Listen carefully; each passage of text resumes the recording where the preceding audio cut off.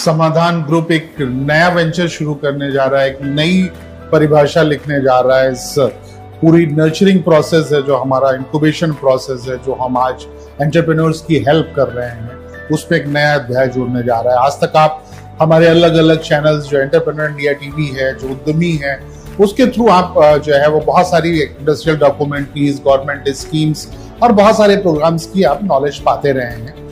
आप लोगों ने जो है वो लगभग 10 लाख सब्सक्राइबर पहुंचा दिए हैं हमारे। आप लोगों ने आज भी 1 लाख से ज्यादा लोग आप लोग पर डे हमको देखते हैं, लेकिन फिर भी कहीं पे जरूरत हमको समझ में आई कि अगर आज हम हिंदुस्तान की बात करें, इस देश की बात करें, तो यहाँ पे एंटरप्रेन्योर बनाने के लिए, बिजनेस करने के लिए कोई फॉर्मल एजुकेशन प्रोसीजर नहीं है। कोई भी ऐसा स्कूल कॉलेज नहीं है। वो सारे आपको इकोनॉमिक्स भी पढ़ाएंगे, अकाउंटिंग भी पढ़ाएंगे, लेकिन एक्चुअल जो बिजनेस में यूज है, जिन चीजों का यूज है, जो डे टू डे की जरूरतें हैं आपकी, उनके बारे में जब तक आप बिजनेस करने आते हैं तो वो शायद ऑब्सलीट हो चुकी होती है या आप भूल चुके होते हैं। तो एक ऐसा चैनल की जरूरत थी जो हमारे मेंबर्स को, आपको, जो भी लोग बिजनेस में हैं और या नया बिजनेस करना चाहते हैं या बिजनेस में जाना चाहते हैं, तो उनके लिए एक ऐसा कोई जरूर सिस्टम चाहिए था, और टू वे कम्युनिकेशन वाला चाहिए था। क्योंकि जरूरी नहीं है कि आज की डेट में आप किसी चार्टर्ड अकाउंटेंट के पास, किसी कंसल्टेंट के पास, किसी एक्सपर्ट के पास जाके अपनी प्रॉब्लम का सोल्यूशन ढूंढ पाए। बिजनेस रिलेटेड जो भी आपकी क्वेरीज हैं, जिज्ञासाएं हैं, जो भी आप जानना चाहते हैं, वो आप जान सकते हैं। तो ये बिजनेस पाठशाला के नाम पे हम अपना चैनल शुरू कर रहे हैं, और ये चैनल में जो इंटरेक्शन होगा वो यूट्यूब पे अवेलेबल होगा। जूम के थ्रू डायरेक्ट लिंक भेजा जाएगा, जहां पे आप ज्वाइन करके किसी चार्टर्ड अकाउंटेंट से, किसी बैंकिंग एक्सपर्ट से, किसी डिजिटल मीडिया के एक्सपर्ट से, किसी न किसी जो है वो एक्सपर्ट डोमेन, जो जिसका जो डोमेन है, उस डोमेन से अपनी नॉलेज को आप पा सकते हैं। ये हम डेली जो है वो मंडे टू फ्राइडे 5 डे रहेगा, और जिसको हम फोर्टनाइटली पूरे टॉपिक्स को कवर करेंगे। 3 बजे से 5 बजे तक हम बिजनेस पाठशाला लगाएंगे।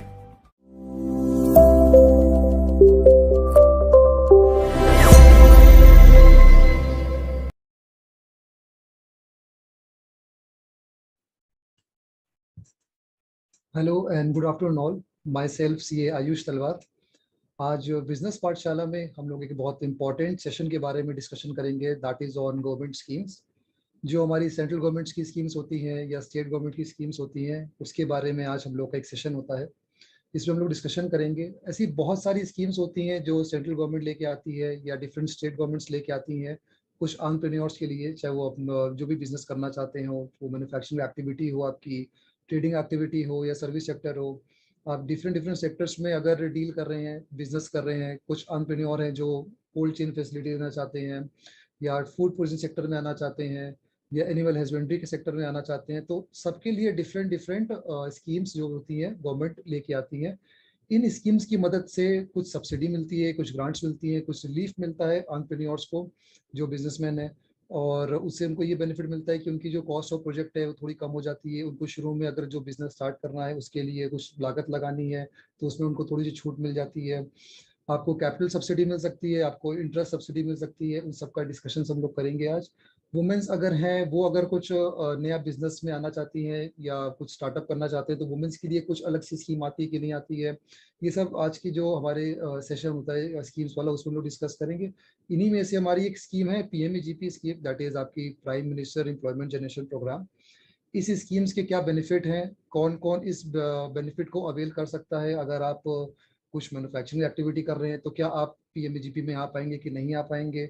अगर आते हैं तो उसका क्या क्राइटेरिया है, क्या चेकलिस्ट है। अगर आप ट्रेडिंग एक्टिविटी कर रहे हैं तो ये स्कीम आपके लिए है या नहीं है।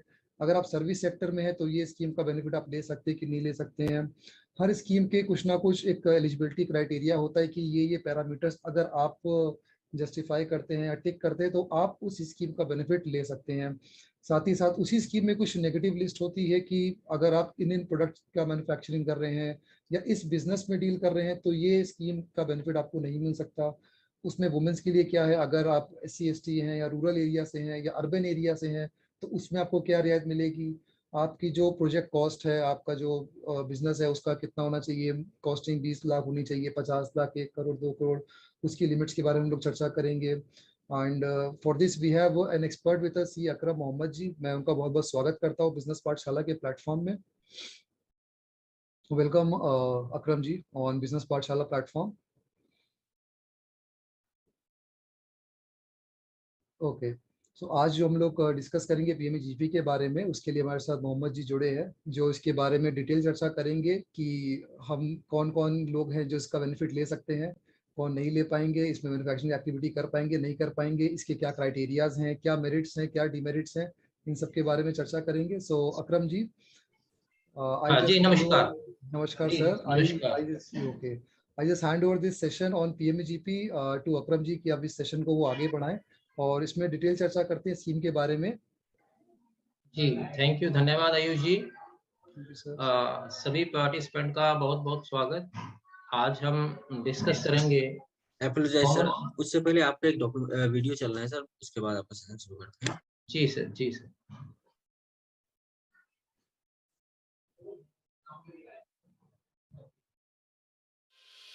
हैम एंड कंपनी में सीनियर पार्टनर के रूप में अपनी सेवाएं प्रदान कर रहे CA Akram Mohammad ji subsidies, grants, funding, MSME hand holding और बैंकिंग के क्षेत्र में विशाल अनुभव रखते हैं.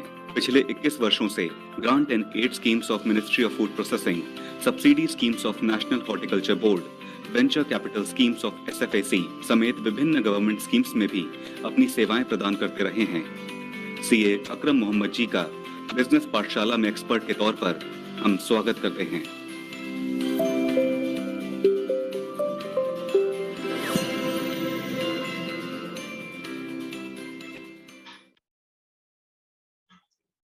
बहुत बहुत धन्यवाद आयुष जी. आप सभी पार्टिसिपेंट का बहुत बहुत स्वागत. आज हम डिस्कस करेंगे एक बहुत ही महत्वपूर्ण और फेमस स्कीम जिसे कि हम पीएमईजीपी कहते हैं, prime minister employment generation programme. ये स्कीम भारत सरकार की एक बहुत ही महत्वाकांक्षी स्कीम रही है, जो पिछले 30 वर्षों से भी अधिक समय से चली आ रही है. पहले इसे पीएमआरवाई के नाम से भी जाना जाता था. 2008 में इसे पीएमईजीपी का नाम दिया गया और 2016 से इसका सारा मैकेनिज्म जो है वो ऑनलाइन कर दिया गया है. अब हम देखते हैं इसमें किस किस कैटेगरी में कितनी कितनी सब्सिडी किस किस के लिए अवेलेबल है. आयुष जी, पीपीटी चलाएंगे आप?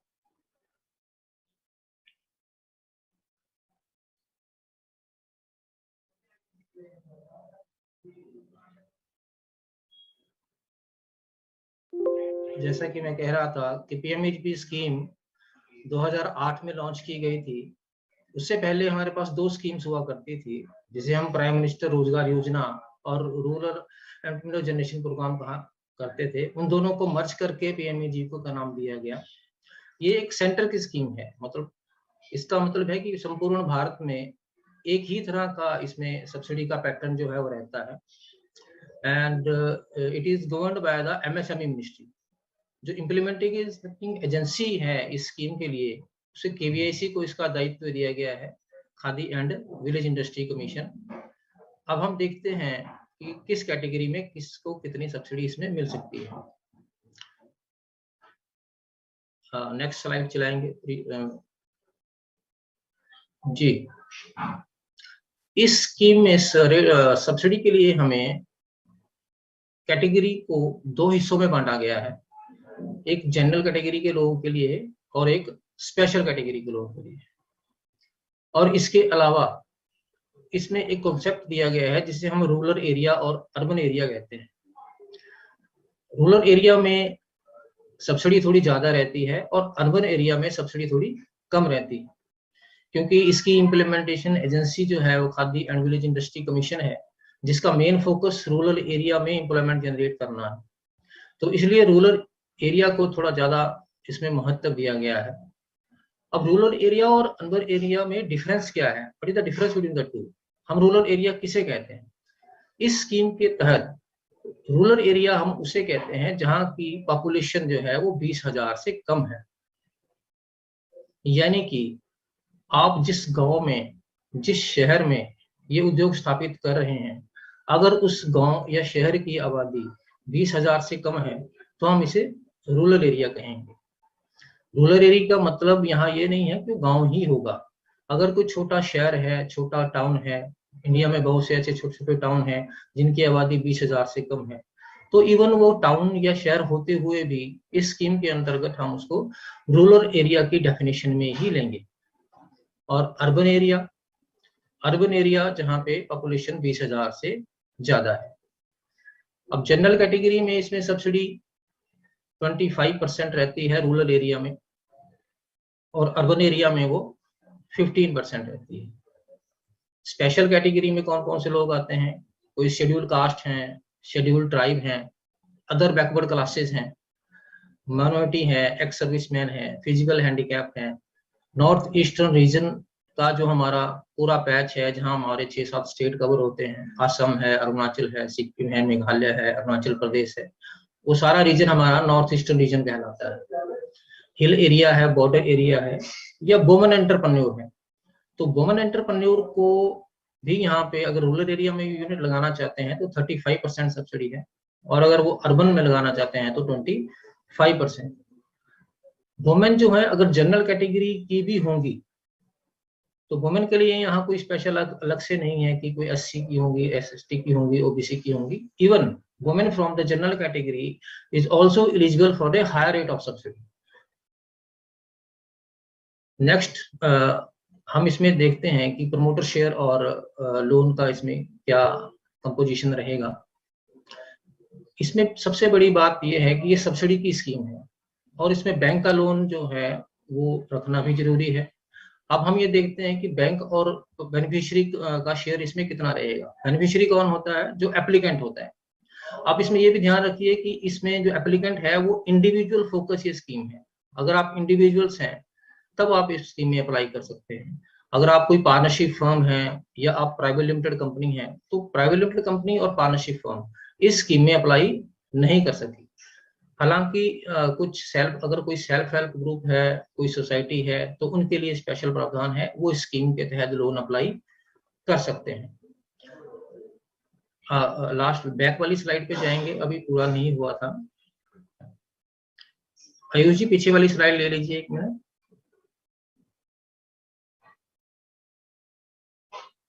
इससे बैक वाली जी। अब बैंक लोन इसमें कितना रहेगा और प्रमोटर का शेयर इसमें कितना रहेगा? प्रमोटर का शेयर बेनिफिशियरी कंट्रीब्यूशन, जिसे हम कहते हैं मार्जिन मनी भी कहते हैं। तो अगर आप जनरल कैटेगरी में ये प्रोजेक्ट लगा रहे हैं तो बैंक आपको 90% लोन देगा और 10% आपको अपनी जेब से लगाना पड़ेगा। अगर आप स्पेशल कैटेगरी में हैं, जैसे मैंने कहा कि स्पेशल में SC, ST, OBC, minority, serviceman, physical handicap, north eastern region और वुमेन एंटरप्रेन्योर हैं, तो उनके केस में 95% तक लोन जो है वो आपको बैंक से मिलेगा। अपना शेयर सिर्फ आपने 5% ही लगाना है। फॉर एग्जांपल अगर आपका 10 लाख का प्रोजेक्ट है तो आपने सिर्फ 50,000 रुपये अपना लगाना है और 9,50,000 जो है वो हमें बैंक से लोन मिल जाएगा। तो ये इसमें हमारा बैंक का लोन और प्रमोटर कंट्रीब्यूशन का शेयर है। जनरल में 90 and 10% और स्पेशल में 95 and 5%। अब हम ये देखते हैं कि इसमें क्वालिफिकेशन का क्राइटेरिया भी रहता है। नेक्स्ट स्लाइड में हम देखेंगे कि क्वालिफिकेशन इसमें कितनी चाहिए आपको अप्लाई करने के लिए। नेक्स्ट स्लाइड चलाएंगे आयुष जी।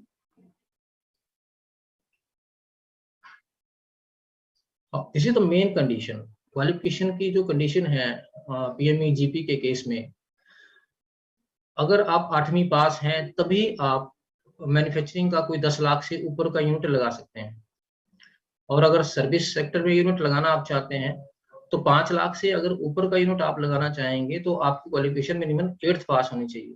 पहले इससे मैट्रिक पास कंपलसरी था, अब कुछ समय से इसे बदलकर 8वीं क्लास तक कर दिया गया है। अगर आपके पास 8वीं का सर्टिफिकेट है, अगर आप 8वीं पास आउट हैं और आप एक मैन्युफैक्चरिंग का यूनिट लगाना चाहते हैं और उस प्रोजेक्ट की कॉस्ट 10 लाख से ज्यादा है, तो 10 लाख से ज्यादा का प्रोजेक्ट आप तभी लगा पाएंगे अगर आपका वो सर्टिफिकेट साथ में लगेगा।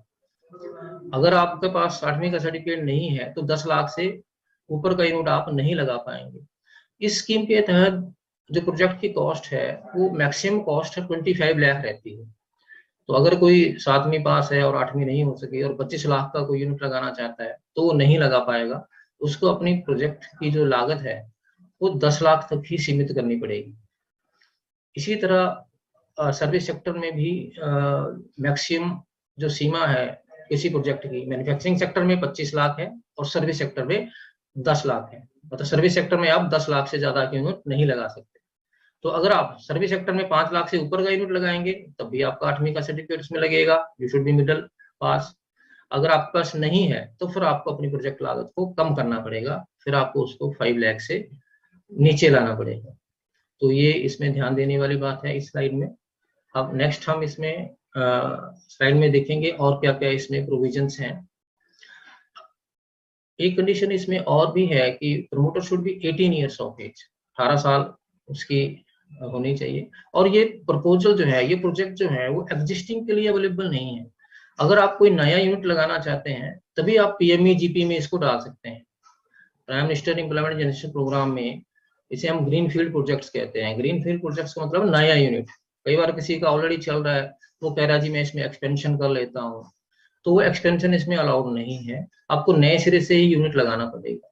यूनिट लगाने के लिए इस स्कीम में 2 तरह की क्लासिफिकेशंस हैं, एक मैन्युफैक्चरिंग सेक्टर है और दूसरा हमारा सर्विस सेक्टर है। मैन्युफैक्चरिंग सेक्टर जहां हम किसी चीज का प्रोडक्शन करते हैं, रॉ मटेरियल लेके आते हैं, मशीनरी का यूज करते हैं, भवन का निर्माण करते हैं, जिसमें बिल्डिंग इन्वॉल्व है, मशीनरी इन्वॉल्व है, वर्किंग कैपिटल इन्वॉल्व है, तो वो मैन्युफैक्चरिंग कैटेगरी में आपका आएगा। और मैन्युफैक्चरिंग कैटेगरी में maximum project cost should be 25 lakh, तो 25 लाख तक की हमारा वो यूनिट लगेगा। और दूसरी कैटेगरी इसमें सर्विस सेक्टर की एक्टिविटीज इंक्लूड की गई हैं, तो लेकिन सर्विस सेक्टर में आप 10 लाख से ज्यादा का यूनिट नहीं लगा सकते। अंदर स्कीम की गाइडलाइंस में अगर आपकी प्रोजेक्ट की लागत 10 लाख तक है तभी हम सर्विस सेक्टर की एक्टिविटीज को उसमें कवर करते हैं। तो ये दो चीजें हमें बहुत ध्यान रखने वाली हैं कि मैन्युफैक्चरिंग सेक्टर में हमारी लिमिट 25 लाख है और सर्विस सेक्टर में हमारी यूनिट 10 लाख है। अब नेक्स्ट स्लाइड में हम देखेंगे कि और क्या क्या प्रावधान PME स्कीम में हमारे लिए हैं। अब मान लीजिए एक उदाहरण के तौर पर, फॉर एग्जांपल कोई 25 लाख कोई स्टील फर्नीचर का यूनिट लगाना चाहता है, वो कहता है मेरी कॉस्ट जो है 25 लाख है, तो इसमें 25 लाख में हम क्या क्या इंक्लूड हो सकता है। लैंड चाहिए आपको प्रोजेक्ट लगाने के लिए, लेकिन लैंड की कॉस्ट PME-GP स्कीम के अंदर लैंड की कॉस्ट को प्रोजेक्ट की कॉस्ट नहीं माना जाता है। तो ये बात ध्यान रखें कि लैंड की आप अगर आपने लैंड परचेज भी की है प्रोजेक्ट लगाने के लिए, तब भी उसकी जो कीमत है वो प्रोजेक्ट कॉस्ट का हिस्सा नहीं हो सकती। इस एग्जांपल में हम ये देख रहे हैं कि मान लो मैंने एक शेड बनाना है, ये बिल्डिंग बनानी है, उस पे मेरा खर्चा फॉर एग्जांपल 5 लाख आ रहा है, और मैंने मशीनरी और इक्विपमेंट्स खरीद के लाने हैं, उसमें मेरा खर्चा 10 लाख आ रहा है। और वर्किंग कैपिटल आप सभी समझते हैं, वर्किंग कैपिटल अब मुझे अगर मैं मैन्युफैक्चरिंग यूनिट लगा रहा हूँ तो मुझे रॉ मटेरियल भी खरीदना है, रॉ मटेरियल खरीदने के लिए भी मेरे को अलग से पैसा चाहिए। मैंने लैंड तो ले ली, बिल्डिंग खड़ी कर दी, मशीनरी भी लगा दी, अब माल लेने के लिए पैसा भी चाहिए, तो वो भी हम सरकार से मांग रहे हैं। तो उस वर्किंग कैपिटल को हमने इसमें 10 लाख लिया, तो फॉर एग्जांपल 5 लाख की मेरी बिल्डिंग, 10 लाख की मशीनरी, 10 लाख का वर्किंग कैपिटल, तो टोटल कॉस्ट हमारा हो गया 25 लाख। इस स्कीम में और अदर स्कीम्स में डिफरेंस एक आता है जो इस स्कीम को एक अच्छी पोजीशन में लाके खड़ा करता है कि इसमें वर्किंग कैपिटल भी प्रोजेक्ट कॉस्ट का हिस्सा होती है। जितनी भी बाकी की सब्सिडी की स्कीम्स हैं, किसी भी, चाहे वो स्टेट गवर्नमेंट की हो चाहे वो सेंट्रल गवर्नमेंट की हो, सब्सिडी वाले प्रोजेक्ट में कभी भी वर्किंग कैपिटल प्रोजेक्ट का हिस्सा नहीं होती। कोई भी स्कीम वर्किंग कैपिटल पे हमें सब्सिडी नहीं देती, किसी भी स्कीम के तहत हमें वर्किंग कैपिटल पे सब्सिडी नहीं मिलती। यही इस स्कीम की एक बहुत खासियत है या कह लीजिए खूबसूरती है कि वर्किंग कैपिटल में भी, अब देख लीजिए यहाँ पे बिल्डिंग में 5 लाख है और मशीनरी 10 है और वर्किंग कैपिटल भी 10 है, तो हमें वर्किंग कैपिटल में भी इस पे सब्सिडी मिलेगी। अभी 25 लाख का प्रोजेक्ट है, मान लीजिए इसमें कोई वुमेन लगाना चाहते हैं रूरल एरिया में, तो उन्हें 35% सब्सिडी इसके अंदर मिलेगी। 35% सब्सिडी उनको बिल्डिंग पे भी, 5 लाख पे 35%, मशीनरी पे भी 35%, इवन जो वर्किंग कैपिटल है 10 लाख, इस पे भी अगर 35%, 3.5 लाख इस पे भी सब्सिडी मिल जाएगी। तो 25 लाख के प्रोजेक्ट में उन्हें 35%, 8.25 लाख तक सब्सिडी मिलेगी। तो ये एक बहुत अच्छी बात है जो बाकी की स्कीमों से इसको अलग करती है कि वर्किंग कैपिटल के पार्ट में भी इसमें सब्सिडी मिलती है। ये तो था हमारा मैन्युफैक्चरिंग सेक्टर का यूनिट का एक एग्जांपल हमने लिया। ये फिगर सिंपल एग्जांपल के लिए है, आपकी बिल्डिंग 10 की भी हो सकती है, मशीनरी 8 की हो सकती है, वर्किंग कैपिटल ये कॉम्बिनेशन डिफरेंट भी हो सकता है। ये जस्ट फॉर एग्जांपल आपको समझने के लिए हमने ये लिखा है कि 25 लाख के प्रोजेक्ट में क्या क्या कवर हो सकता है। अब नेक्स्ट स्लाइड में हम देखेंगे कि सर्विस सेक्टर के यूनिट में क्या कवर होगा। सर्विस सेक्टर का यूनिट जैसे मैंने आपको कहा कि वो मैक्सिमम 10 लाख तक हो सकता है। अगली स्लाइड चलाएंगे Ayush ji. Sample project cost of 10 lakh unit. तो सर्विस सेक्टर में क्या क्या कवर है, कोई टेंट हाउस का काम कर रहा है, कोई ढाबा बना रहा है, तो हो सकता है कि आप कोई ब्यूटी पार्लर चलाना चाह रहे हैं या कोई जिम चलाना चाह रहे हैं। बिल्डिंग आपकी अपनी नहीं है, आपने रेंट पे ले ली। अब इक्विपमेंट्स आपके आगे 5 लाख के और आपको वर्किंग कैपिटल भी चाहिए 5 लाख। तो सर्विस सेक्टर में जैसे मैंने कहा कि मैक्सिमम जो प्रोजेक्ट कॉस्ट है दैट शुड बी 10 लाख, उससे ज्यादा वो हो नहीं सकती। तो उसका ये एग्जांपल है कि इक्विपमेंट 5 लाख के है और वर्किंग कैपिटल आपकी 5 लाख है, टोटल प्रोजेक्ट हो गया आपका 10 लाख। अगर वुमेन कोई ये प्रोजेक्ट लगा रही है रूरल एरिया में, SC ST लगा रहा है या कोई माइनॉरिटी कम्युनिटी का व्यक्ति लगा रहा है, तो उसको 35% सब्सिडी इसमें मिलेगी। 10 लाख की 35 आपकी 3.5 लाख सब्सिडी हो गई। तो इसमें भी देखिए ये बात है कि इक्विपमेंट पे भी आपको 35% मिल रही है और वर्किंग कैपिटल के 5 लाख पे भी आपको 35% सब्सिडी मिल रही है। तो that is the good point in this scheme, चाहे वो मैन्युफैक्चरिंग सेक्टर हो चाहे सर्विस सेक्टर हो। तो वर्किंग कैपिटल का पार्ट हम इस स्कीम के प्रोजेक्ट कॉस्ट में इंक्लूड कर सकते हैं, जो भी हमें फैसिलिटी अदर स्कीम्स में उपलब्ध नहीं है। अगली स्लाइड में हम कुछ और इसके प्रावधान देखेंगे।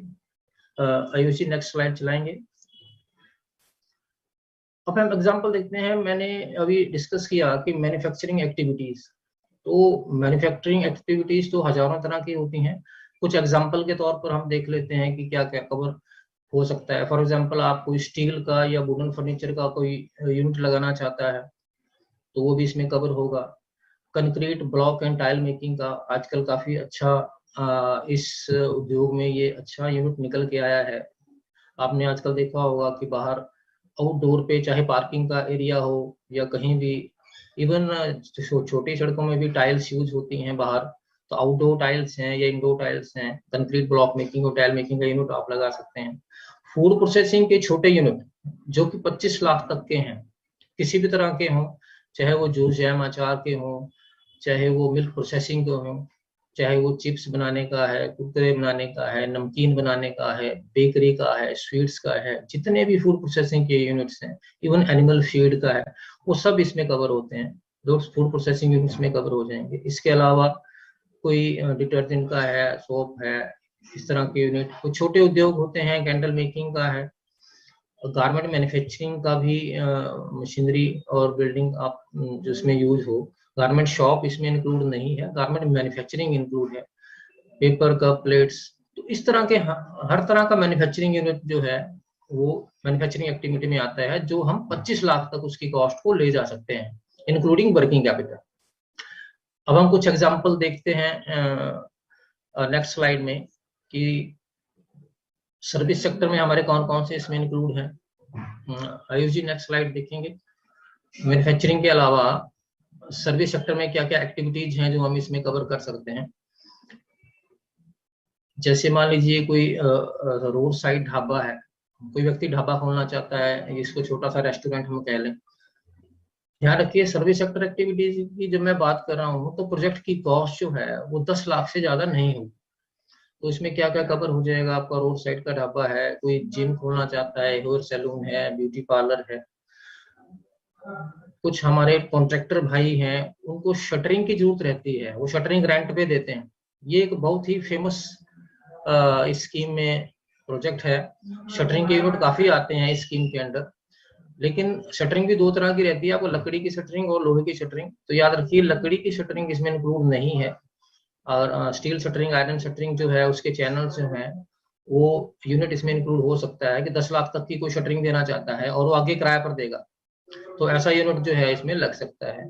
कोई कंप्यूटर रिपेयर सेंटर है, अब मोबाइल रिपेयर शॉप का आजकल एक बहुत ही अच्छा एक रोजगार का साधन है। कि आप किसी इंस्टीट्यूट में जाके 3-4-5 महीने की ट्रेनिंग मोबाइल रिपेयर में लें, तो किसी भी इवन रूरल एरिया में भी आजकल मोबाइल की शॉप्स हैं, और आप देखते ही हैं कि मोबाइल में हमें हर आए दिन रिपेयर की जरूरत पड़ती रहती है। तो ये एक्टिविटी भी इंक्लूड है। कोई ऑटो वर्कशॉप है, कोई सर्विस सेंटर है, वो भी इसमें इंक्लूड है।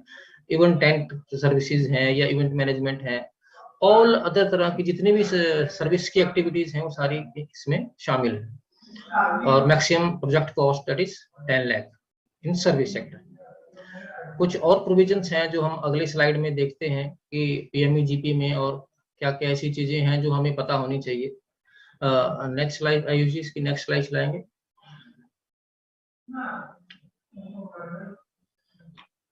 अब इसमें एक बहुत ही एक इम्पोर्टेंट पॉइंट है जो हमें पता होना चाहिए, क्योंकि जब हम इस स्कीम में अप्लाई करने के लिए जाएंगे तो हमें वहाँ 3 तरह के ऑप्शन आते हैं। एक होता है केवीआईसी, एक होता है केवीआईबी, एक होता है डीआईसी। हमसे ऑनलाइन पूछा जाता है कि आप किस एजेंसी से अपना केस करवाना चाहते हैं। जैसे मैंने कहा कि इसकी जो पेरेंट बॉडी है वो केवीआईसी है। KVIC is khadi and village industry commission. तो गवर्नमेंट ऑफ इंडिया के एमएसएमई मिनिस्ट्री के अंडर केवीआईसी का जो विंग है यही इस स्कीम को चलाता है और यही सारी सब्सिडी रिलीज करता है। तो केवीआईसी का जो हेड ऑफिस है वो हमारा महाराष्ट्र में मुंबई में है, जो पूरे इंडिया में इसको देखता है। और हर स्टेट में, इंडिया के हर स्टेट में केवीआईसी का एक अपना ऑफिस है, जो पूरा स्टेट में सिर्फ एक ही ऑफिस इनका होता है। तो इसको कहते हैं हम khadi and village industry commission, जो केवीआईसी। और व्हाट इज केवीआईबी? इसके अलावा हर स्टेट ने अपने यहाँ एक अलग से बोर्ड बना रखा है जिसे हम khadi and village industry board कहते हैं, केवीआईबी। और इसका ऑफिस जो है हर स्टेट के हर डिस्ट्रिक्ट में केवीआईबी का ऑफिस रहता है, और हेड ऑफिस इसका रहता है आपका जो स्टेट की कैपिटल होती है। तीसरी एजेंसी जिसको कुछ समय पहले ही इसकी रिस्पॉन्सिबिलिटी दी गई कि आप भी स्कीम में आइए, पार्टिसिपेट कीजिए, पहले केवीआईसी और केवीआईबी ही करता था, अब डीआईसी को भी इसकी रिस्पॉन्सिबिलिटी दी गई है कि डिस्ट्रिक्ट इंडस्ट्रियल सेंटर जिसे हम कहते हैं, जिला उद्योग केंद्र। अब जिला उद्योग केंद्र के ऊपर बहुत बड़ी जिम्मेदारी रहती है कि डिस्ट्रिक्ट के अंदर जितने भी यूनिट लगेंगे, हालांकि जिला उद्योग केंद्र या डिस्ट्रिक्ट इंडस्ट्रियल सेंटर की कुछ अपनी स्कीम्स भी होती हैं, अपनी इंडस्ट्रियल पॉलिसीज भी होती हैं, तो एक एडिशनल एक्टिविटी उनके लिए रहती है कि जो केवीआईसी के केसेस हैं तो वो केसेस ये भी सैंक्शन कर सकते हैं। अब केवीआईसी का ऑफिस जो है वो हर डिस्ट्रिक्ट में रहता है, और हेड ऑफिस तो इसका हमेशा हेडक्वार्टर जो है वो हर एक स्टेट की कैपिटल में रहेगा। तो इन 3 चीजों के बारे में जानना क्यों जरूरी है कि हमारे पास ऑप्शन रहती है कि हम जब ऑनलाइन अप्लाई करेंगे तो एक ड्रॉप डाउन मेनू आएगा कि आपने केस कहाँ से करवाना है। तो आप केवीआईसी पे क्लिक करेंगे तो आपका डायरेक्ट केस केवीआईसी को चला जाएगा, स्टेट के हेड ऑफिस। केवीआईबी में करेंगे तो डिस्ट्रिक्ट वाले के पास जाएगा, और डीआईसी वाले को करेंगे तो डीआईसी वाले के पास। लेकिन बेनिफिशियरी को इसमें बहुत ज्यादा फर्क नहीं है, तीनों ही एजेंसियों से हम केस सैंक्शन अपना करवा सकते हैं। इन तीनों एजेंसियों को जानने के बाद अब हम आगे बढ़ते हैं नेक्स्ट स्लाइड की तरफ कि और क्या प्रोविजंस जो हैं पीएमईजीपी के हमें पता होने चाहिए। अब हम देखेंगे इसमें अप्लाई कैसे करें। जैसे मैंने कहा कि 2016 से the whole procedure is online. Online apply करने के लिए केवीआईसी की वेबसाइट है kviconline.gov.in। तो जैसे ही हम kviconline.gov.in पे जाएंगे, वहाँ 3-4 ऑप्शन हमारे सामने खुल जाती हैं। तो वहाँ पीएमईजीपी की एक ऑप्शन रहती है, तो we have to go to PMEGP. अब पीएमईजीपी में एक जैसे ही हम उसको ओपन करते हैं, एक एप्लीकेशन फॉर्म हमारे सामने स्क्रीन पे आ जाता है। तो उस एप्लीकेशन फॉर्म में कुछ बेसिक इंफॉर्मेशन हमें भरनी है, and that is the most important information is the Aadhaar number, because now this scheme is linked with Aadhaar number. Aadhaar number इसलिए है कि मान लो आपने एक बार केवीआईसी में अप्लाई कर दिया और उसमें से 1 साल बाद आपने क्या किया, अब केवीआईबी में भी अप्लाई करना चाह रहे हैं, वो नहीं हो पाएगा। क्यों नहीं हो पाएगा? क्योंकि आपका आधार नंबर सिस्टम उठा लेगा और एक आधार पे आप एक ही एजेंसी से एक ही बार ये फैसिलिटी अवेल कर सकते हैं। जैसे और दूसरा फॉर्म में एजेंसी सिलेक्शन, जैसे मैंने कहा कि आपने डीआईसी से करवाना है, केवीआईसी से करवाना है या केवीआईसी से करवाना है, वो भी हमें सिलेक्ट करना पड़ेगा। फोन नंबर का कॉलम भी वहाँ हमारा रहता है। इट इज वेरी इंपॉर्टेंट, क्योंकि जो फोन नंबर हम यहाँ डालेंगे वो हमारा एक रजिस्टर्ड फोन नंबर रहेगा। जितने भी OTP होंगे इन फ्यूचर और जितने भी हमारे मैसेजेस होंगे वो इसी फोन नंबर पे आएंगे। तो हमेशा याद रखिए कि ऐसा फोन नंबर इसमें डालें, एप्लीकेंट ऐसा फोन नंबर डाले जो उसका अपना नंबर हो और वो आधार से उसका लिंक भी हो। इसके अलावा उसमें यूनिट का एड्रेस डलेगा और रेजिडेंशियल का एड्रेस डलेगा। अब वहां पे क्योंकि ये प्रपोजल जो है वो जाएगा बैंक, कोई भी एजेंसी इसको सेंक्शन करेगी तो उसके बाद उसको बैंक में भेजेगी, तो इसलिए हमें ये बताना पड़ेगा फॉर्म के अंदर ही कि बैंक का नाम क्या है और बैंक का IFSC कोड क्या है। और इसके अलावा हमें एप्लीकेशन फॉर्म में प्रोजेक्ट की कॉस्ट को भी फिलअप करना पड़ेगा। तो ये कुछ बेसिक चीजें हैं जो जानकारियां हमें एप्लीकेशन फॉर्म भरने से पहले अपने पास रखनी है। चाहे एप्लीकेंट चाहें तो वो खुद भी ये फॉर्म भर सकते हैं या किसी से भरवा भी सकते हैं। अब जैसे ही हम ये फॉर्म कंप्लीट करेंगे उसके बाद स्क्रीन हमसे कुछ डॉक्यूमेंट मांगेगी उसमें अपलोड करने के लिए। तो सबसे पहले तो उसमें हमें प्रोजेक्ट प्रोफाइल या प्रोजेक्ट रिपोर्ट भी अपलोड करनी पड़ेगी। तो प्रोजेक्ट रिपोर्ट आपको किसी प्रोफेशनल से वो बनवानी ही पड़ेगी कि प्रोजेक्ट की कॉस्ट कितनी होगी और प्रोजेक्ट का मीन्स ऑफ फाइनेंस क्या होगा, किस चीज का वो प्रोजेक्ट होगा, कितने लोगों को उसमें रोजगार मिलेगा। ये हमें अपलोड करना पड़ेगा प्रोजेक्ट रिपोर्ट को। तो एक आधार कार्ड की कॉपी भी आप स्कैन करके उसमें आपकी आधार कार्ड की कॉपी भी उसमें अपलोड होगी। और the major thing is qualification certificate. Qualification certificate ये क्यों मांग रहा है, क्योंकि वो डिटरमिन करेंगे कि अगर आप 8वीं पास हैं, अगर 8वीं या 8वीं से ज्यादा का क्वालिफिकेशन सर्टिफिकेट रहेगा तभी आप 10 लाख से ज्यादा के प्रपोजल के लिए एलिजिबल होंगे। इसके अलावा स्पेशल कैटेगरी का सर्टिफिकेट वहां लगेगा। स्पेशल कैटेगरी मीन्स अगर आप SC हैं, ST हैं, अगर SC हैं शेड्यूल कास्ट का सर्टिफिकेट लगेगा, ST हैं शेड्यूल ट्राइब का सर्टिफिकेट लगेगा, और अगर आप माइनॉरिटी हैं तो माइनॉरिटी का लगेगा। और एक सर्टिफिकेट आपका लगेगा पॉपुलेशन सर्टिफिकेट। अब पॉपुलेशन सर्टिफिकेट किसकी पॉपुलेशन का सर्टिफिकेट, जिस एरिया में, जिस गांव में, जिस शहर में आपका ये प्रोजेक्ट लगेगा। अब अगर गांव का है तो गांव के प्रधान से, शहर का है तो शहर के किसी पार्षद से आपको उसके लेटर पैड पे या प्लेन पेपर पे लिखवा के नीचे स्टैंप लगवा के ये चीज लिखवानी होती है कि इस एरिया की जनसंख्या इतनी है। जनसंख्या क्यों, क्योंकि 20,000 से कम होगा तो वो रूरल माना जाएगा और 20,000 से ज्यादा होगा तो वो अर्बन माना जाएगा। इसके अलावा एक फोटो भी आपको उसमें अपलोड करनी है। तो ये बेसिक 4-5 डॉक्यूमेंट हैं जो अपने एप्लीकेशन के साथ ही इसमें अपलोड करने होते हैं। जब तक अपलोड नहीं होंगे तो आपकी एप्लीकेशन जो है वो अधूरी होगी। नेक्स्ट स्लाइड में हम देखते हैं कि PMEGP में हमें और किन किन चीजों का ध्यान रखना है।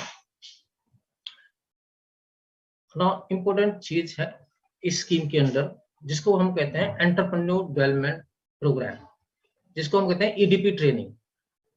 मान लीजिए हमने प्रपोजल सबमिट कर दिया और जिस एजेंसी ने सबमिट किया उसने हमारा सेंक्शन भी कर दिया और सेंक्शन करके उसने बैंक में भेज दिया। अब बैंक हमें तब तक लोन नहीं देगा, तब तक हमें लोन डिस्पर्स नहीं करेगा जब तक हम EDP ट्रेनिंग नहीं करेंगे। हालांकि कोविड के दौरान EDP ट्रेनिंग की जो कंडीशन थी उसमें कुछ रिलैक्सेशन भी दी गई थी लास्ट ईयर, तो बैंकों ने लोन रिलीज कर दिया था बिना EDP ट्रेनिंग से। लेकिन एज ऑन डेट, आज की तारीख में EDP ट्रेनिंग के बिना बैंक आपको लोन नहीं देगा। तो EDP ट्रेनिंग पहले तो ये हमें EDP ट्रेनिंग के सेंटरों में जाके ट्रेनिंग करनी पड़ती थी, लेकिन अभी कोविड के बाद हमें ये ऑप्शन दी गई है कि हम घर बैठे बैठे ही इस EDP ट्रेनिंग को कर सकते हैं। बहुत सी स्कीमें सब्सिडीज की हैं लेकिन उसमें ये प्रावधान EDP ट्रेनिंग का नहीं होता। इसमें ये प्रावधान है। EDP ट्रेनिंग में एंटरप्रेन्योर को ये सिखाया जाता है कि आप बिजनेस कैसे शुरू करें, लोन में आपको क्या डॉक्यूमेंटेशन करना चाहिए, अकाउंटिंग आपको कैसे करनी चाहिए, टैक्सेशन का क्या स्ट्रक्चर है, मार्केटिंग आप कैसे करनी चाहिए, ये सारी चीजें उसमें सिखाई जाती हैं। तो इसका सिंपल तरीका EDP ट्रेनिंग का है, इसको आप अपने फोन पे कर सकते हैं। आपने करना क्या है, आपने फोन पे जाके प्ले स्टोर में जाके उद्यमी ऐप डाउनलोड करनी। जैसे ही आप उद्यमी ऐप डाउनलोड करेंगे तो उस पे आप क्लिक करेंगे अपने मोबाइल पे, तो वहाँ PMEGP लोन बेनिफिशियरी एक ऑप्शन आएगी और उस पे आपने क्लिक करना है। उसके बाद आपको वहाँ अपना फोन नंबर डालना है। अब यहाँ तो ये गौर करने वाली बात ये है कि यहाँ वही फोन नंबर डलेगा जो फोन नंबर आपने एप्लीकेशन के सबमिशन के टाइम वहां पे डाला था। जो मैंने पहले भी कहा कि अपना फोन नंबर वही डालें जो आपके पास रहे, क्योंकि उसमें बार बार OTP भी आएंगे और मैसेजेस भी एजेंसी से आते रहते हैं। तो आप अपना जैसे ही फोन नंबर डालेंगे तो वो आपके फोन पे OTP भेजेगा। OTP आप अपने मोबाइल पे डालिए और वो कंफर्म हो जाएगा। उसके साथ ही वहां पे एक ऑप्शन आ जाएगी स्टार्ट ट्रेनिंग, तो आपने उसमें क्लिक करना है। अब ये ट्रेनिंग जो है ये इसको 6-7 दिन लगते हैं, क्योंकि ये कम से कम 60 आवर की ट्रेनिंग होती है। अगर आप डेली कुछ घंटे करेंगे, 7-8 घंटे भी करेंगे, तब भी कम से कम आपका 1 हफ्ता इसमें चाहिए। और जिस दिन आपका ये मोबाइल पे आप लॉगिन ही रहेंगे इसमें, जैसे आप उद्यमी की ऐप आपने खोल दी, आपने अपना फोन नंबर का डाल के OTP आपको आ गया, तो आप उसमें लॉगिन ही रहेंगे। तो जैसे आपने 2-3 घंटे सुना आपने मोबाइल पे, फिर बाहर आ गए, फिर दोबारा उद्यमी ऐप पे जाके उसको क्लिक किया, जहां से आपने छोड़ा होगा वहां से आगे आपकी ट्रेनिंग शुरू होगी। तो कम से कम इसमें 60 घंटे आपको पूरे करने ही पड़ते हैं। अब आपको कंप्लीशन अगर ट्रेनिंग आपकी हो जाती है तो आपको इसमें एक ऑप्शन आती है अपलोड प्रोफाइल। तो वहां पे आपने अपना प्रोफाइल अपलोड करना होता है। वहां पे एक ऑनलाइन ही सिस्टम है कि आपकी ट्रेनिंग पूरी हो गई, अब आपको उसका सर्टिफिकेट चाहिए होगा। क्योंकि ट्रेनिंग का सर्टिफिकेट जब तक हमारे पास नहीं होगा, जब तक हम बैंक को ट्रेनिंग का सर्टिफिकेट नहीं देंगे, बैंक हमें लोन डिस्पर्स नहीं करेगा। तो ये भी ऑनलाइन ही सिस्टम है कि आपको क्या करना है, ऐप में ही जाके EDP का ट्रेनिंग का सर्टिफिकेट जनरेट करना है, या उसको लैपटॉप पे करके आप उसका प्रिंट आउट लेके बैंक को दे सकते हैं। तो ये पूरा प्रोसीजर EDP ट्रेनिंग का है, जो कि आप मोबाइल पे घर बैठे बैठे ही कर सकते हैं। अब नेक्स्ट स्लाइड में हम देखेंगे कि और क्या इसमें ध्यान रखने वाली चीजें हैं EDP ट्रेनिंग में। EDP ट्रेनिंग आपकी हो गई, सर्टिफिकेट भी आपका आ गया। अब आपको ये जानना भी जरूरी है कि सब्सिडी इसमें आती कैसे है, रिलीज कैसे होती है और एडजस्ट कैसे होती है। आपने एप्लीकेशन डाल दी, सैंक्शन हो गया, बैंक को चला गया, EDP ट्रेनिंग भी आपने कर दी। नो बैंक आपको फिर लोन डिस्पर्स करेगा। जैसे ही बैंक ने आपको लोन डिस्पर्स किया तो बैंक क्लेम भेजेगा गवर्नमेंट को, जिन्होंने आपका केस सैंक्शन किया है, कि सब्सिडी जो हमें भेजी जाए। तो सब्सिडी बैंक को भेजी जाएगी। बैंक उस सब्सिडी का, मान लो किसी को 8 लाख की सब्सिडी आई, तो बैंक उस 8 लाख का अपने पास FDR बना लेगा, एक FD बना लेगा, फिक्स डिपॉजिट बना लेगा। लेकिन इस फिक्स डिपॉजिट पे बैंक आपको कोई ब्याज देगा नहीं, और ना ही उतने अमाउंट का लोन के अमाउंट पर ब्याज लगेगा। अगर मान लो अगर बैंक इसमें ब्याज दे तो ब्याज तो हमें मिलता है 6% और लोन पे लग रहा है 10%, तो हमें तो फिर भी लॉस है। तो गवर्नमेंट ने ये प्रोविजन किया है कि जितने की आपकी सब्सिडी है उसकी FDR बना दी जाएगी, उतने अमाउंट के लोन पर ना ब्याज लगेगा और ना FD पर मिलेगा। अब ये FD बैंक में कितनी देर रहेगी, ये पूरे 3 साल रहेगी। जब आपका केस सैंक्शन हुआ है तो ये 3 साल जिस दिन पूरे हो जाएंगे तो ये सब्सिडी का अमाउंट बैंक फिर स्पॉन्सरिंग एजेंसी को फिर कहेगा कि हमारा इनका 3 साल पूरा हो गया है, तो आपका इंस्पेक्शन होएगा और उसके बाद आपकी FD लोन में डाल दी जाएगी। मान लो आपका 15 लाख का लोन था और आपने 10 लाख पे कर दिया है, तो 8 लाख की आपकी FD है, तो 8 लाख आपका उसका लोन अकाउंट में डल जाएगा, तो ये सेट ऑफ हो जाएगा। तो ये सब्सिडी रिलीज का और एडजस्टमेंट का इस स्कीम में मैकेनिज्म रहता है। ये सब्सिडी आके FD बनती है, 3 साल तक वो FD रहेगी, और जैसे 3 साल पूरे होते हैं वो आपके लोन अकाउंट में उसको डाल दिया जाएगा और लोन उसमें से आपका खत्म कर दिया जाएगा। अब कुछ और प्रोविजंस हैं इस स्कीम के, जो हम अगली स्लाइड में देखेंगे कि और क्या क्या हमें ध्यान रखने की जरूरत है PMAGP में। कुछ ऐसे इंपॉर्टेंट पॉइंट्स इसमें हैं कि जब हम अप्लाई करते हैं तो एप्लीकेशन फॉर्म हमने भरा, उसके साथ हमने कुछ डॉक्यूमेंट भी लगा दिए। इसके अलावा इसमें एक 60 पॉइंट कंडीशन, एक क्राइटेरिया है कि वो आपको 100 में से 60 नंबर आने चाहिए। अब ये 100 में से 60 नंबर क्या हैं? जब आप ऑनलाइन अप्लाई करेंगे और एप्लीकेशन फॉर्म आपने भर दिया, आपने अपने डॉक्यूमेंट भी अपलोड कर दिए, उसके साथ ही एक और स्क्रीन आपके ऊपर आ जाएगी, उसमें कुछ क्वेश्चन लिखे होंगे। उन क्वेश्चंस के आपने जवाब देने हैं, वो चीजें मांगेगा। हर चीज का कोई ना कोई नंबर होगा, उसमें लिखा होगा कि आपके फैमिली के डिपेंडेंट कितने हैं, उसके अलग से मार्क्स होंगे। तो बैंक से आपके रिलेशन कितने कैसा है, उसके अलग से मार्क्स होंगे। आपने रिपेमेंट पीरियड आपका कितना है, 5 साल का है, 7 साल का है, उसके आपके मार्क्स होंगे। इसके अलावा भी और उसमें 10-12 चीजें और वो पूछेगा। तो उसके सामने आपने यस नो करते जाना है, तो ऑटोमेटिकली वहाँ नंबरिंग जो है वो कैलकुलेट हो जाएगी। तो आप सबमिट मत कीजिएगा प्रपोजल जब तक आपको लग रहा है कि मेरे नंबर 100 में से 60 आए ही नहीं। जब तक आपके 100 में से 60 नंबर आएंगे नहीं, आप उसके लिए एलिजिबल होंगे नहीं। अब ये प्रोविजन अभी रिसेंटली ही 2 साल से ही इंट्रोड्यूस किया गया है कि उसमें पूछेगा कि क्या आप की अपनी जमीन है, तो उसका थोड़ा ज्यादा वेटेज होता है। क्या आपका लोन सीजीटी में मिसी में कवर हो रहा है, तो उसके भी नंबर होते हैं। तो उस चार्ट को ध्यान से देखिएगा। अगर अपने से ना हो सके तो बेनिफिशियरी को यही सलाह रहेगी कि किसी प्रोफेशनल से इसको अप्लाई कराएं, ताकि आप 60 पॉइंट क्राइटेरिया को जो है वो क्वालिफाई कर सके। जब तक आपके कट ऑफ पॉइंट 60 नहीं आएंगे, तब तक आपकी एप्लीकेशन वो नहीं होगी। जैसे मैंने कहा कि इस प्रपोजल में प्रोजेक्ट की कॉस्ट में लैंड इंक्लूड नहीं है, लेकिन एक प्रोविजन इसमें रखा गया है कि लैंड की कीमत ठीक है, इसमें इंक्लूड नहीं है। हो सकता है कोई व्यक्ति किराए के भवन में काम करना चाह रहा है, तो रेंट की शॉप में काम करना चाह रहा है, तो इस स्कीम में ये प्रोविजन रखा गया है कि अगर आप चाहें तो 3 साल का किराया 3 इयर्स रेंट प्रोजेक्ट की कॉस्ट में इंक्लूड कर सकते हैं। ये भी इसमें एक बेनिफिट वाली बात है। जैसे पहले मैंने कहा कि लैंड की कॉस्ट जो है इसमें इंक्लूड नहीं रहेगी।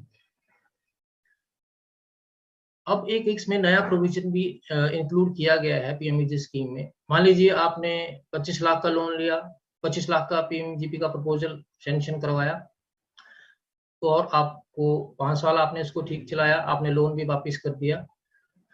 अब आप चाहते हैं कि मैं उस ही प्रोजेक्ट में कुछ एक्सटेंशन करूं, कुछ और भवन निर्माण करूं, कुछ और मशीनरी इसमें ऐड करूं। तो गवर्नमेंट ने एक नई फैसिलिटी इस स्कीम में दी है कि आप एक्सटेंशन भी इस स्कीम में अगर करेंगे, और अगर 1 करोड़ तक आप एक्सटेंशन करते हैं एग्जिस्टिंग पीएमजीपी यूनिट में, जो पहले से चल रहा हो, जिसका ट्रैक रिकॉर्ड ठीक हो, जिसके बैंक के लोन ठीक चल रहे हो और कहीं डिफॉल्ट ना हुआ हो, तो वो व्यक्ति चाहे तो एक्सपेंशन प्लान में जा सकता है। तो जो भी एक्सपेंशन प्लान में वो जाएगा तो उसको 15% तक सब्सिडी और मिलेगी इसके अलावा जो वो पहले ले चुका है। मान लीजिए आप 1 करोड़ के एक्सपेंशन पे जाते हैं कि मैं इसको एडिशन करना चाहता हूँ, मेरी बिल्डिंग जो है वो 50 लाख की बन रही है और इसके अलावा मेरी मशीनरी भी 50 लाख की और आएगी, तो टोटल प्रोजेक्ट कॉस्ट होगी हमारी 1 करोड़ की। तो उसमें 15% मतलब आपका 15 लाख सब्सिडी आपको इसमें और मिल सकती है।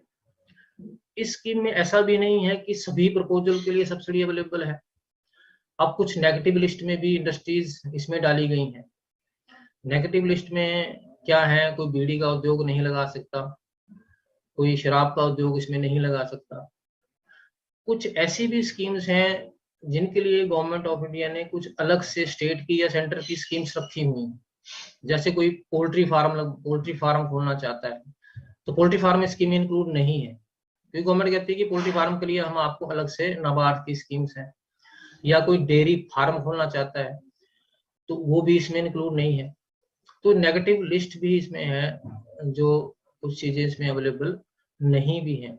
अब स्कीम में कुछ चीजें ध्यान रखने वाली भी हैं जो आपको अपने आप ही प्रिकॉशन लेनी है, क्योंकि हो सकता है कि जिस प्रोफेशनल ने आपने प्रपोजल डाला उसका काम था कि उसने प्रपोजल डाल दिया, आपको सैंक्शन आ गई, आपने बैंक से लोन ले लिया और घर बैठ गए।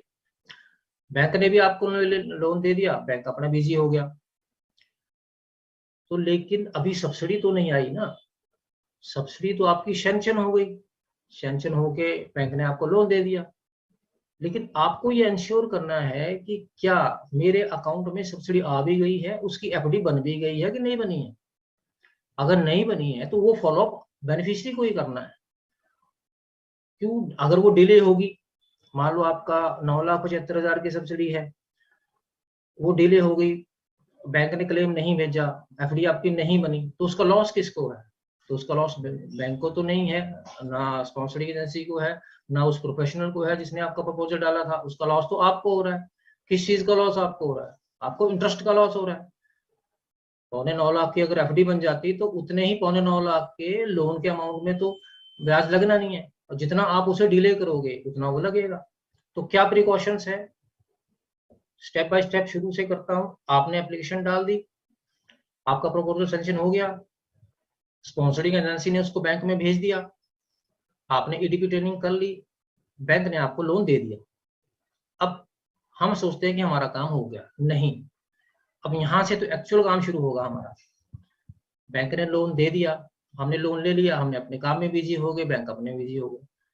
अब आपने बैंक से पूछना है कि क्या मेरी एफडी सब्सिडी की आपके बैंक में आ गई है या नहीं आई है। अगर नहीं आई है तो आप इसको उसकी साइट पे जाइए। अगर केवीआईसी से मेरा केस है तो आप केवीआईसी की साइट पे जाइए और वहां वो क्लेम कीजिए कि मेरा पैसा भेजिए। तो जिस दिन आपका पैसा बैंक में जब तक आता नहीं है तब तक तो आपको पूरे लोन पे ब्याज देना पड़ेगा। तो ये बेनिफिशियरी को ही ध्यान रखना है कि मेरी सब्सिडी बैंक में आके एफडी बन गई है। अब एफडी तो बन गई, चलो ठीक है। फिर जैसे 3 साल पूरे हुए तब भी हम भूल जाएंगे कि कब मेरा यूनिट सैंक्शन हुआ था। अभी सब्सिडी आके एफडी बन गई, लेकिन लोन में तो अभी डलेगी तीसरे साल के एंड में। तो ये फॉलोअप भी बेनिफिशियरी को ही करना है। तो बेनिफिशियरी को बैंक में जाना है, वहां अब तक वो मैनेजर भी चेंज हो चुका होगा, अब 3 साल हो गए आपके यूनिट को। तो आप वहां जाएंगे कि मेरा 2017 में ये केस, मान लीजिए 17 में हुआ था और इसको 3 साल हो गए हैं, तो आप जो है वो मेरी सब्सिडी इसमें डालिए। किसमें डालिए? लोन अकाउंट में डालिए। तो बैंक क्या करेगा? बैंक आपका एक क्लेम भेजेगा कि हम इसकी सब्सिडी एडजस्ट करना चाहते हैं। लेकिन सब्सिडी एडजस्ट होने से पहले आपका तीसरे साल में इंस्पेक्शन होना है। इंस्पेक्शन कौन करेगा? इंस्पेक्शन आज की डेट में पहले तो खुद करते थे केवीआईसी वाले, आज केवीआईसी ने पूरे इंडिया के लिए एक एजेंसी को हायर कर रखा है, बॉम्बे बेस्ड कंपनी है, वही जो है वो पूरा इंस्पेक्शन करेगी। अब 100% यूनिट्स का इंस्पेक्शन होगा, जितने भी यूनिट्स लग चुके हैं उन सब का इंस्पेक्शन होगा। इंस्पेक्शन पे क्या होगा? वो आएंगे, एजेंसी वाले आपकी साइट पे आएंगे, वो देखेंगे कि आपका यूनिट चल रहा है कि नहीं चल रहा है। तो अगर आपका यूनिट वहां बंद है और आप वहां मिलते नहीं है, वहां कोई मशीनरी नहीं है, तो अपनी नेगेटिव रिपोर्ट दे देगा। अब सब्सिडी तो आपको सैंक्शन हो गई थी 3 साल पहले, बैंक में एफडी भी बन गई थी, लेकिन याद रखिए अगर इंस्पेक्शन के दौरान ये पाया जाता है कि आपका यूनिट एग्जिस्टेंस में नहीं है तो वो सब्सिडी वापिस चली जाएगी, वो आपको नहीं मिलेगी। इसका मतलब है कि 3 साल तक प्रॉपर्ली यूनिट चला के उसका इंस्पेक्शन भी होना है। तो ये भी बात आप पीएमईजीपी की एक बहुत एक समस्या वाली बात कई बार हो जाती है, किसी का काम बंद हो जाता है। तो हमने खुद देखा है बहुत से यूनिटों में सब्सिडी वापस जाते भी देखी है, सब्सिडी कटती भी देखी है। तो ये सारा प्रोसेस जो है इतना आसान नहीं है। डेट्स याद रखनी है, कब मेरा सैंक्शन हुआ था, कब एफडी आई थी, कब मेरा, जब तक ये खाते बंद नहीं होते तब तक तो ये सारी जिम्मेदारी बेनिफिशियरी को ही उठानी पड़ेगी, क्योंकि बैंक में तो आप ही का केस तो नहीं है ना, बैंक में तो औरों लोगों के भी केसेस हैं। बैंक को पीएमईजीपी के लिए तो बैठा नहीं है, बैंक के पास हजारों स्कीम्स हैं, कोई केसीसी की स्कीम है, दूसरी है, लोन्स का है, डिपॉजिट्स का है, बैंक तो अपने बिजी रहता है। तो ये हमें खुद ही जाके इसको फॉलोअप लेके इसमें चीजों को ध्यान में रखते हुए और इंस्पेक्शन तक प्रॉपर्ली आपका यूनिट चले और आगे भी चले, इन चीजों का आपको ध्यान इसमें जरूर रखना है। आयुष जी कोई आगे स्लाइड थी इसमें बची हुई?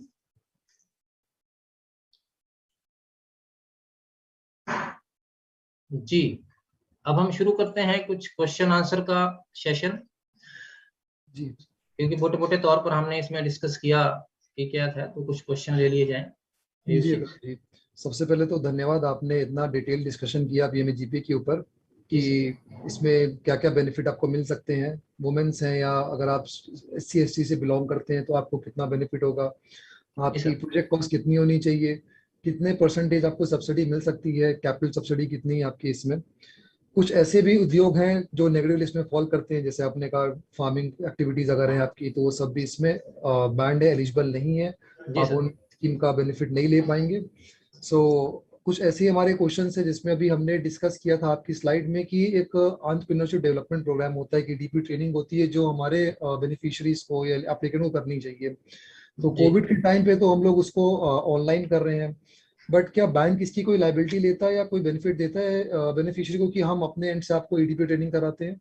नहीं नहीं, बैंक इसमें कोई नहीं देता सर। बैंक तो बिल्कुल कोऑपरेट इसमें उल्टा करता नहीं है। वो कहते हैं पहले ईडीपी सर्टिफिकेट अप्लाइए, उसके बाद ही हम आपको डिस्पर्स करेंगे। तो ईडीपी अभी बहुत इजी है। गो टू प्ले स्टोर, आप ऐप डाउनलोड कीजिए और घर बैठे बैठे आप रात के टाइम में खोल लीजिए उसको, रात को देख लीजिए, दिन में देख लीजिए, और 5-6 दिन लगा के वो टाइम पूरा कर लीजिए। तो ये इट्स वेरी इजी नाउ। मतलब पहले तो होता था हमें ट्रेनिंग सेंटर में फिजिकली जाना पड़ता था और वहां अटेंडेंस लगानी पड़ती थी, फिर लोग पूरा पूरा दिन रहते नहीं थे, अटेंडेंस लगा के भाग आते थे। तो अब तो बढ़िया है कि आपके हाथ में मोबाइल है, जहां भी आप बैठो, जब भी फ्री हो तो आप उस ऐप में बटन दबाओ। एक बार आप लॉगिन हो गए तो आप लॉगिन ही रहेंगे उसमें, जब तक आप लॉग आउट अपने आप नहीं आते। तो जब भी आप उस ऐप को दबाएंगे, आपका जहां छोड़ के आए थे आप, जहां तक आपने चैप्टर सुना, उसके आगे वो इमीडिएटली शुरू हो जाएगा। This is very good facility. Covid ने हमें कुछ ऐसी चीजें भी दी हैं ऑनलाइन की, जैसे आज हम बैठे हैं, तो शायद हमने पहले कभी इमेजिन नहीं किया था कि मीटिंग ऐसे भी होंगी। तो it's a very good thing कि EDP training is totally online and it is on your phone. It's a good thing. Okay okay sir, दूसरा जो आपने काफी प्रैक्टिकल इश्यूज डिस्कस करे अपने स्लाइड में प्रेजेंटेशंस में, एक प्रैक्टिकल इशू और आता है इसमें कि जब बेनिफिशियरी है या एप्लीकेंट है वो लोन के लिए जाता है बैंक के पास, तो प्रॉब्लम आती है कि सिक्योरिटी की डिमांड होती है बैंक एंड से, या कोई प्राइमरी सिक्योरिटी मांगते हैं या कोलैटरल मांगते हैं। तो क्या पीएमईजीपी में ऐसा कुछ है कि आपको बिना कोलैटरल के या बिना प्राइमरी के आपको लोन अवेल नहीं होगा, या ऐसा कुछ है इसमें? मेरी तो सलाह यही रहेगी कि एप्लीकेशन जिस टाइम हम डालते हैं तो उसमें कॉलम आता है बैंक का नेम और आईएफएससी कोड। उसका मतलब है कौन से बैंक, उस वो किस लिए लिखा गया है आईएफएससी कोड, क्योंकि उस बैंक को ऑटोमेटिकली सैंक्शन पे चला जाता है। तो उस जिस बैंक का आप ये डाल रहे हैं, पहले उस बैंक से वर्बल बात कर लें कि मैं स्कीम में ये केस डाल रहा हूँ, तो मेरा 25 लाख का यूनिट है, ये 10 लाख का यूनिट है, तो इसमें मैं सिक्योरिटी आप मेरे को चाहिए आपको कि नहीं चाहिए। वैसे तो 10 लाख तक तो सिक्योरिटी की जरूरत नहीं है। 10 लाख तक के केसेस में इस स्कीम में पीएमएजीपी में 10 लाख तक कोई सिक्योरिटी नहीं है। अगर कोई मांगता है तो गलत मांग रहा है। 10 लाख तक कोई सिक्योरिटी नहीं है। 10 लाख से ऊपर में वो मांग सकता है, लेकिन सैंक्शन कराने से पहले ही बैंक मैनेजर से बात वर्बली कर लें। अब अवेलेबल पहले तो रिटर्न में चाहिए होता था उसका कंसेंट, लेकिन अभी ऑनलाइन में ऐसा कोई प्रोविजन नहीं है कि आप राइटिंग में लेके आओ। लेकिन जिस भी बैंक में आप डालना चाहें तो पहले बात की हुई अच्छी लगती है, नहीं तो पहले बाद में कहेगा कि मेरे पास तो आपका केस आया है, मैंने तो आपसे बात ही नहीं की, आपने क्यों मेरे बैंक को भिजवा दिया है।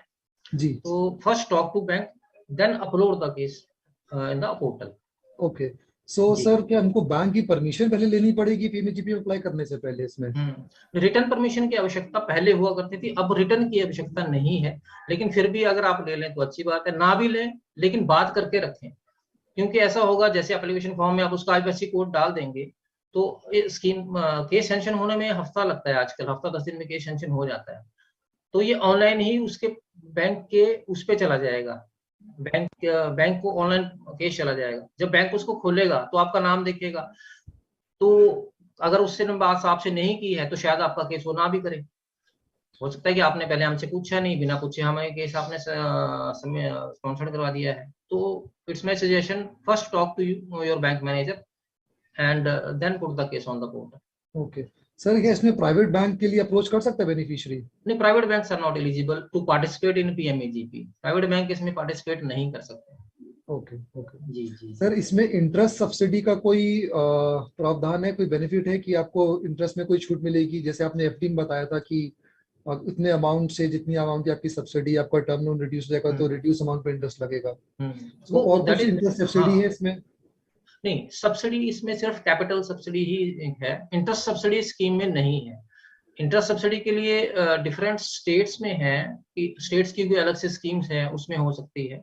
लेकिन पीएमएजीपी स्कीम में आपको प्रोजेक्ट कॉस्ट पे ही सब्सिडी है, जो बाद में ब्याज उस पे लगेगा उस पे कोई सब्सिडी नहीं है।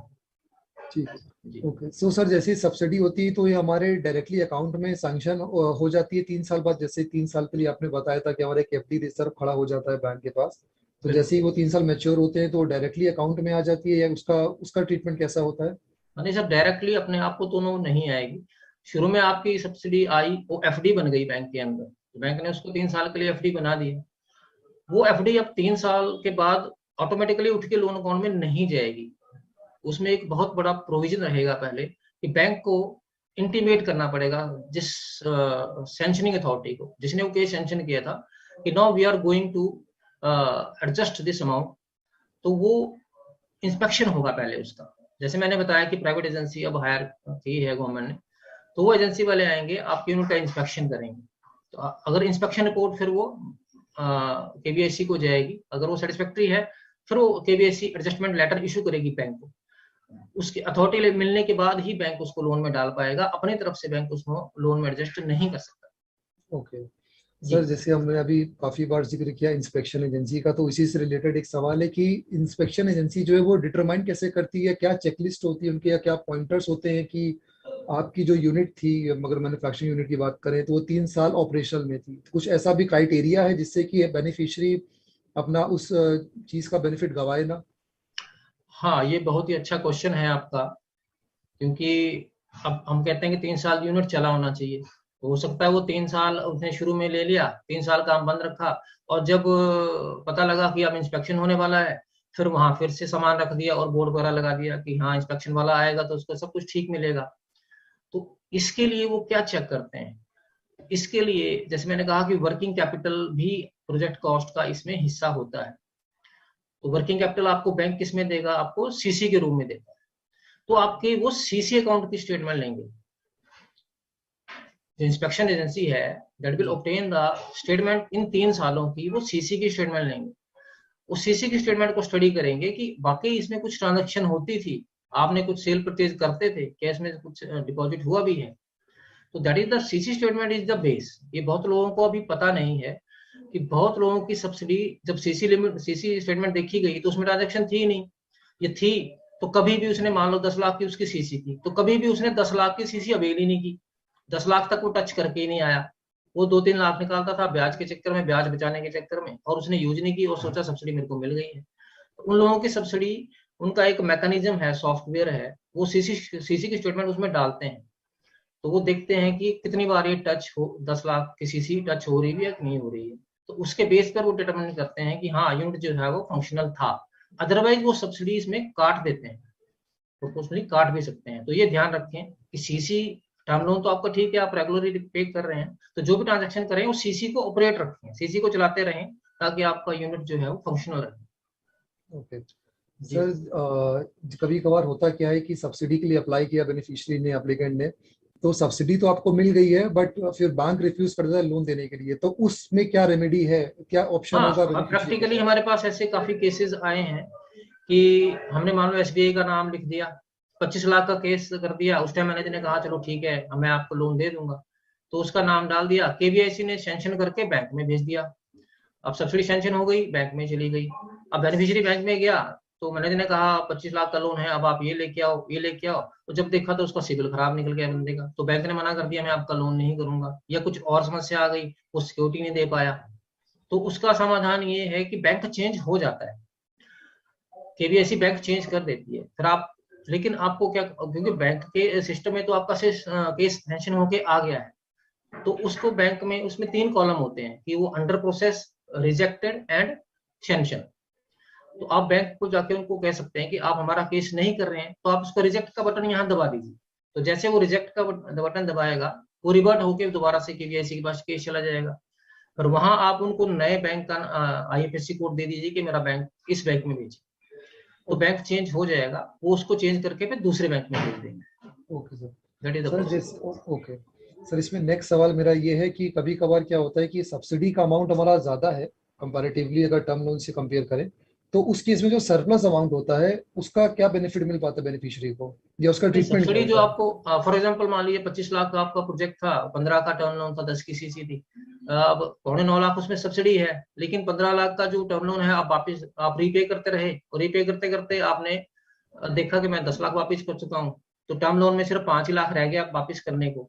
सब्सिडी की एफडी हमारे पास 8.25 लाख की है, तो वो 5 लाख से उसको नील कर देंगे, बचा हुआ अमाउंट आपके सीसी अकाउंट में डाल देंगे, मिलेगा बेनिफिशियरी को पूरा अमाउंट। तो बचा हुआ सीसी में चला जाएगा उसका। ओके, हाँ, में डाल देंगे। जी जी, ठीक है सर अब इसमें हमने 25 लाख तक की तो बात कर ली कॉस्ट ऑफ प्रोजेक्ट की, फिर एक प्रावधान और है पीएमजीपी में कि आप 1 करोड़ रुपए तक भी अगर एक्सपेंशन करते हैं तो 15% की सब्सिडी आपको एडिशनल मिलती है इसमें।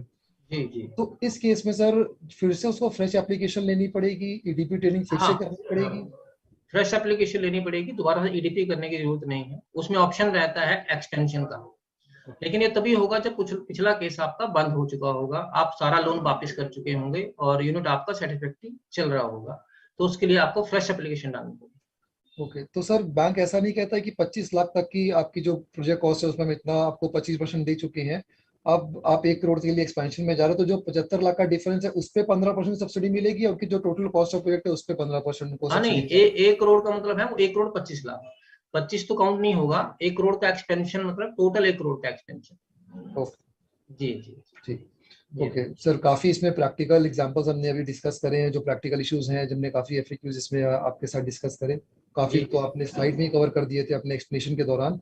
एक लास्ट सवाल इसमें बचता है बस कि जैसे ट्रेडिंग एक्टिविटी को इसमें एग्जेम्प्ट रखा गया है और कोई अगर मैन्युफैक्चरिंग और ट्रेडिंग दोनों ही कर रहा है, तो क्या वो पीएमजीपी का बेनिफिट ले सकता है कि भाई मैं मैन्युफैक्चरिंग एक्टिविटी भी कर रहा हूँ, साथ में कुछ माल ऐसा भी है जो खरीद के बेचता हूँ और मैं पीएमजीपी लोन लेना चाहता हूँ, तो क्या वो बेनिफिशियरी इसमें आ सकता है? हाँ, जैसे हमने कहा कि इसको ट्रेडिंग को बाहर रखा गया है, सिर्फ मैन्युफैक्चरिंग और सर्विस ही इंक्लूड है, लेकिन जो मैन्युफैक्चरिंग कर रहा है वो तो माल बेचेगा भी। अब जो मैन्युफैक्चर करके बेचेगा तो ऑब्वियसली उसका तो एक कंपोजिट प्रोजेक्ट हो गया, मैन्युफैक्चरिंग कम ट्रेडिंग हो गया। कोई रेडीमेड गारमेंट्स बना रहा है तो रेडीमेड गारमेंट्स वो बनाएगा, रॉ मटेरियल आएगा, तो सीसी तो उसमें भी होगी, वर्किंग कैपिटल भी होगी। तो जो मैन्युफैक्चरर है उसके लिए कोई इसका ऐसा सेपरेशन नहीं है ट्रेडिंग और मैन्युफैक्चरिंग, क्योंकि that is a combined project. वो मैन्युफैक्चर ही बेचने के लिए कर रहा है, तो माल अपना बनाएगा तो उसको ट्रेड ही तो करेगा, तो ये जी। कंपोजिट यूनिट है तो it is eligible. Okay manufacturing and trading combined is eligible. Okay, so thank you Akram ji, आपने एक बहुत डिटेल डिस्कशन किया, समय देने के लिए बिजनेस पाठशाला के प्लेटफॉर्म पे, उसके लिए बहुत बहुत धन्यवाद आपका। पीएमजीपी के बारे में जितने भी हमारे प्रैक्टिकल एस्पेक्ट्स थे कि आप इसमें कैसे अप्लाई कर सकते हैं, आपको कितना इसमें बेनिफिट मिल सकता है और किस ग्रुप को कितना बेनिफिट मिलेगा, कौन इसमें नेगेटिव लिस्ट में फॉल करता है, वो सारे डिस्कशन करें। बैंक के पास क्या रेमेडी है आपके लिए, आपको कैसे फॉलोअप लेना है, और जितने भी हमारे प्रैक्टिकल एग्जांपल्स से हमने वो सब आपके साथ आज डिस्कस करें। आई होप ये सेशन हमारे सारे व्यूअर्स के लिए बहुत ही बेनिफिशियल रहा हो। So we end this session over here, and जो हमारे जूम के पार्टिसिपेंट हैं वो हमारे क्वेश्चंस एक्सपर्ट से पूछ सकते हैं। Thank you everyone. हम ये नहीं कहते कि हम एंटरप्रेन्योर बनाते हैं, बट एंटरप्रेन्योरियल जर्नी में हम पूरा साथ निभाते हैं। समाधान लेके आ रहा है बिजनेस पाठशाला, जो कि रोज लगेगी मंडे टू फ्राइडे हमारे यूट्यूब चैनल बिजनेस पाठशाला पे। आप ज्वाइन करिए, और अगर आप नए एंटरप्रेन्योर हैं या आप एग्जिस्टिंग एंटरप्रेन्योर हैं तो आप अपने क्वेश्चंस भी रेज कर सकते हैं और पाएंगे जवाब हमारे एक्सपर्ट द्वारा। तो ज्वाइन करिए आज ही बिजनेस पाठशाला।